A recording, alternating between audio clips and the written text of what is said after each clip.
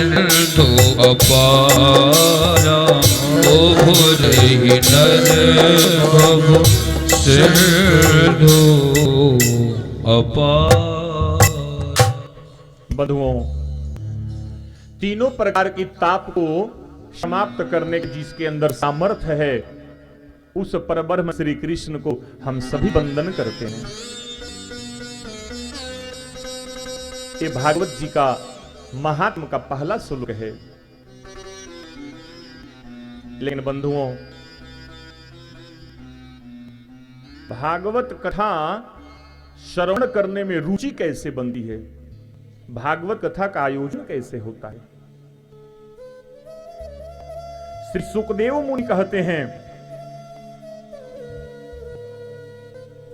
कि भाग्योदयेन बहुजन्म समर्जितेन तसरंगम च लभते पुरुषो यदावे। कि अज्ञान हेतु कृत मोह मंदाधकार नाशम विधाय ही ततो दयते विवेक। एक जन्म नहीं, दो जन्म नहीं और तीन जन्म भी नहीं, बहुत जन्म के जब पुण्य अर्जित होते हैं, हजारों हजारों जन्म के जब पुण्य अर्जित होते हैं, तो ही भागवत कथा का संयोग बनता है। आज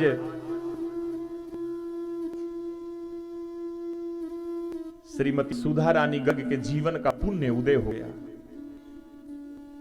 जो आज के आपके नगर लोहिया नगर में कथा प्रारंभ भई। किसी के करने से कुछ नहीं होता, करने वाला ईश्वर है, करने वाला साक्षात श्री कृष्ण है। भगवान जब संयोग बनाते हैं और जब जीवन के पुण्य अर्जित होते हैं, तो ही भागवत कथा में रुचि होती है और भागवत कथा श्रवण करने का फल मिलता है। बंधुओं, जब लोहिया नगर में कथा का डेट मैंने दिया तो मुझे बड़ी प्रसन्नता थी। क्यों प्रसन्नता थी? कि हमने 26 कथाएं कर ली, आज 27वीं कथा आपके लोहिया नगर में प्रारंभ है। तो मुझे इस बात की प्रसन्नता थी, 27 में 2 और 7 लिखते हैं, हां जी कि ना जी? सही बात है। और 2 और 7 कितने होते हैं? 9। और इस जगत में 9 से बड़ा कोई अंक नहीं है, 9 पूर्ण अंक है। इसलिए प्रसन्नता भी। लेकिन मैंने सोचा कि लोहिया नगर की कथा में भक्तों की समूह अपार होगी, भीड़ बहुत होगी। लेकिन एक सर्दी बढ़ गई और दूसरा, कथा को प्रारंभ होना था 2 बजे, लेकिन सर्दी के कारण कथा 2 बजे प्रारंभ न हो पाई, 2:45 बजे प्रारंभ हुई। तो इसलिए संक्षिप्त में हम कथाओं का स्पर्श करते हुए आगे बढ़ेंगे। भगवान श्री वेद व्यास जी कहते हैं कि जीवन में बहुत जन्मों के जब फल उदय होते हैं तो भागवत कथा में रुचि होती है और भागवत कथा श्रवण करने में मन लगता है। आइए अब हम चलते हैं नैमिषारण्य तीर्थ में। नैमिषारण्य तीर्थ कहां है? आपके उत्तर प्रदेश राज्य के सीतापुर जिला में नैमिषारण्य तीर्थ है। नैमिषारण्य तीर्थ में एक बार सूत जी महाराज आए और 88,000 संत हैं, जिनको कहा जाता है शौनकादिक संत। शौनकादिक संत लोग बैठे हुए थे और उसी भीड़ में सूत जी महाराज का आगमन हुआ। ये 88,000 संत सब लोग गृहस्थ संत हैं, जिनके वंश हम सब लोग हैं। इन शौनकादिक ऋषियों के बीच में सूत जी आए और सूत जी का उम्र है मात्र 20 वर्ष। लेकिन जो संत बैठे हैं, ये संतों की उम्र है, एक एक संत उसमें ऐसे हैं कि जिन लोगों ने 4 बार सतयुग, द्वापर, त्रेता, कलयुग बदल गया, उन्होंने देखा है। एक संत ऐसे हैं जिनके जीवन में कितने बार इंद्र बदल चुके हैं। इतने इतने लंबे उम्र के संत हैं। लेकिन उन संतों के बीच में जब 20 वर्ष की सूत जी आए, इतने लंबे लंबे उम्र के संत, इतने अधिक उम्र के संत लोग उठकर खड़े हो गए और सभी लोगों ने वंदन किया। आइए सूत जी, आपने बड़ी कृपा की, आपने बड़ी कृपा की, विराजी।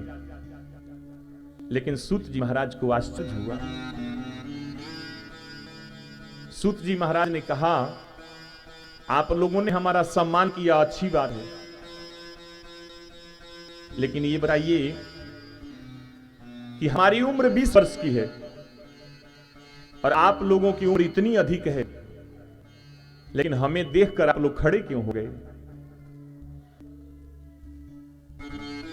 बंधुओं, शौनकादिक ऋषियों ने बड़ा सुंदर जवाब दिया। वेद व्यास भगवान भागवत जी में लिखा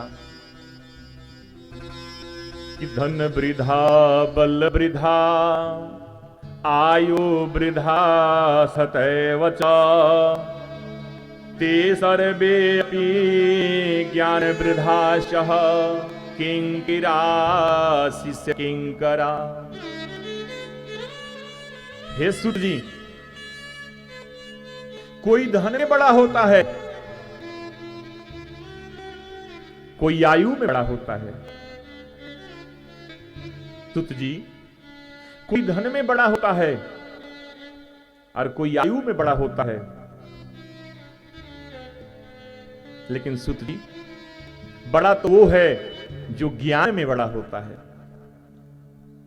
हे सूत जी, हम 88,000 संतों के बीच में आप ज्ञान रूपी सूर्य के समान प्रकाशित हुए हैं। हम 88,000 संतों के हृदय में अज्ञान रूपी अंधकार है और आपके हृदय में ज्ञान रूपी करोड़ों सूर्य का प्रकाश है। इसलिए जो ज्ञान में बड़ा होता है ना, वो सबसे बड़ा होता है। लेकिन सूत जी, हम आपसे कुछ पूछना चाहते हैं। शौनकादिक 88,000 ऋषियों ने पूछा, आप हमें कोई ऐसी कथा सुनाइए जिस कथा के सुनने से हम लोगों के मन में जो कष्ट है उस कष्ट की निवृत्ति हो।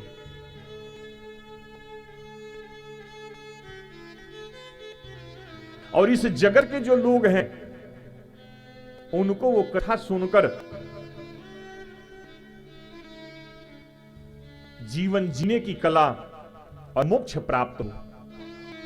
ऐसी कोई कथा सुनाइए।